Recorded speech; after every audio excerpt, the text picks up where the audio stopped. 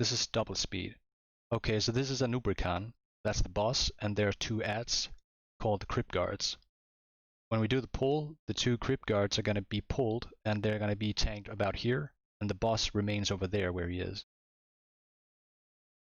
The reason why you want to pull the crypt guards and kill them over on this side will be clear later. But try to kill them on top of each other. They do a web on the melee, but as long as nobody over aggroes, that should be fine. But if you really want to try hard, you can pop a free action potion here. So the crypt guards are dead. When they die, there's corpse scarabs spawn. Mages take care of that, and then basically move on to the boss.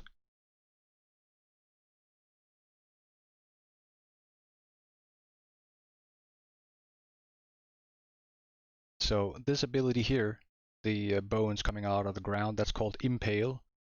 Everybody who gets hit by this get knocked up into the air. They take a lot of physical damage, and then they also take falling damage when they down again. So if you use a Knock and Fogger elixir to get a slow fall, then you cut away the falling damage, and then you only take the initial damage from the spikes. Mages can also slow fall, priests can use levitate, so bring light feathers. Do you know how much percentage-wise the fall damage is? I believe that's like 20%. Alright. 15 or 20, something around that. It deals physical damage, so if you're wearing plate, like you'll take less damage from the impale, but as a caster, you probably want to have a slow fall effect. So right here, you were just face rolling on the boss, and you can see a timer up here. It's called Possible Locust Swarm. Locust Swarm is a big AoE effect that is going around the boss when it goes when he casts it. By that time, all the melee will need to have run away from the boss. You don't want to be near the boss when the Locust Swarm is going on. And also the tank will have to move away from the boss. And what he'll do is he'll use this area here, and he'll have a hunter. We can't see it now, but there will be a hunter somewhere over here with aspect of the pack, and giving him movement speed so that he can outrun the boss. Let's see, we actually see it in the video. When the Locust Swarm happens, there will also be a Crypt Guard that spawns, so that will need to be picked up and brought to where the other Crypt Guards were killed. Now we also see a couple of Corpse Scarabs, and we see one person has died, probably from Impale. Whenever somebody dies, 5 Corpse Scarabs spawn. So you might see Corpse Scarabs spawning during the encounter to try to just kill him. And it also means that people try to stay alive. If you're low health, then move out of range of the impale. Don't risk dying to the impale, because you'll just spawn Corpse Scarabs and be out of the fight. Or the impale has about 40 yards range, maybe 45, so you can outrange it, but you just won't be able really to do much while you're out of range. So you can bandage up, for example.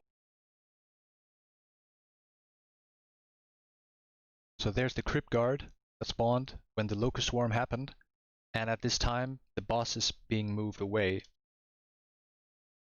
Now we're moving up to this area of the room, and this is because the Locust Swarm has such a large radius that in order to be safe from it, you basically want to avoid being at the other side of the room where the boss is being kited. So that is why we try to kill the Crypt Guards and basically have stuff happening on this side of the room during the swarm. So now we have other Corpse Scarabs spawning also. The boss will make dead Crypt Guards explode, and from the corpses, more Corpse Scarabs will spawn. That means that the mages have to be, it can DPS the boss while standing near the corpses so that they're ready for AoE when the corpses explode. In the meantime, the tank has moved the boss from one side of the room to the other and tanking him in like the exact opposite position. And basically this is the entire fight. That is what's going on a rotation. A Locust Swarm is counting down. When that happens, the boss will be kited back, another Crypt Guard spawns, and that's pretty much the fight.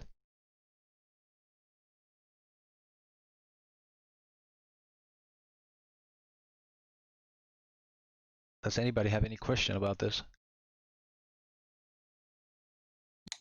Any consumables I need to have for it? That would probably depend on what class you're playing. I meant like fight specific consumables. That's the main thing I want to know for every boss is what are fight specific consumables. What you could do is I would bring Knockenfoggers if you don't have any way to get Slowfall from a class spell.